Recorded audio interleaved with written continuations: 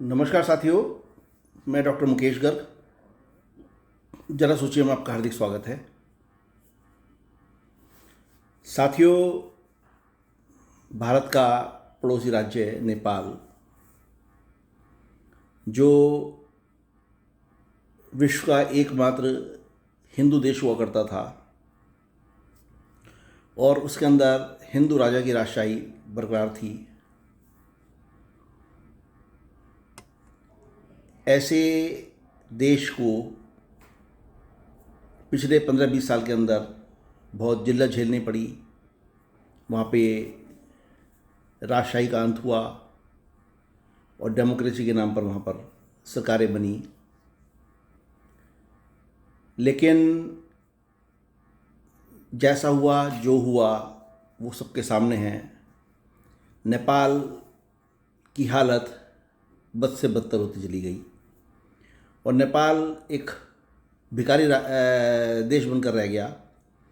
उससे पहले जब तक राजशाही थी वहाँ पे वो एक कमाऊ पूत के रूप में कार्य कर रहा था और जो उसकी हिंदू माइथोलॉजी थी और हिंदू परंपरा के वहाँ मंदिर और कल्चर जो वहाँ की थी, उसके माध्यम से हिंदुस्तानी बहुत भारी मात्रा में वहाँ पे जाते थे और एक राजस्व का बहुत बड़ा हिस्सा बनते थे।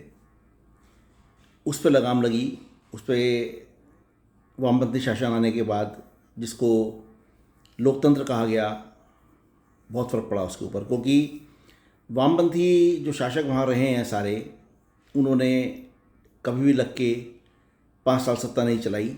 उन्होंने चाइना का पल्ला थामे रखा और वहाँ के हिसाब से वहाँ सत्ता में परिवर्तन समय पूर्व होते रहे। एक एक टेन्योर में कई कई बार प्रधानमंत्री बदले गए।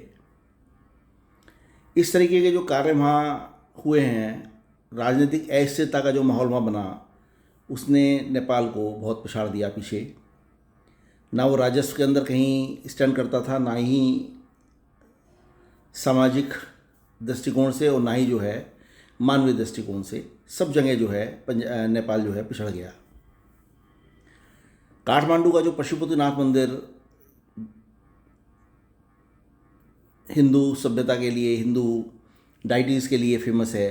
कहा जाता है कि भगवान शंकर के नादिया बैल का जो धड़ है वो पशुपतिनाथ मंदिर में निकला था और उसका जो पिछड़ा हिस्सा है वो केदारनाथ जी में। यानी कुल मिलाकर 2 जगह एक ही प्रभु के, एक ही भगवान के अवशेष वहाँ मौजूद हैं।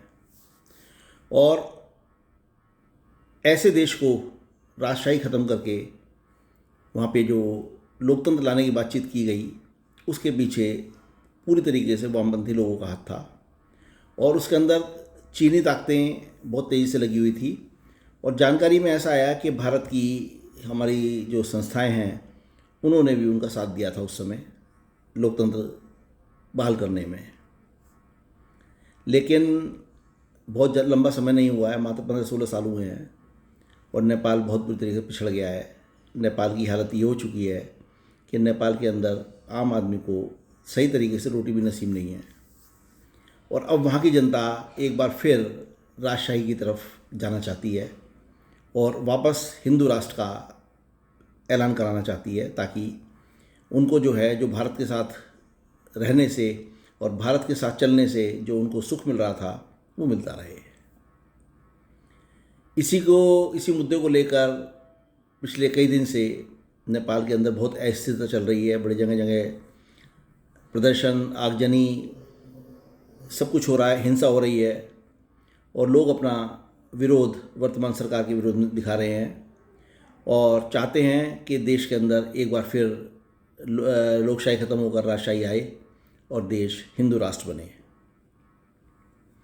ये जो सोच है, ये जो कल्पना है, ये कोई बहुत ऐसी नहीं है जिसे पूरा नहीं किया जा सकता।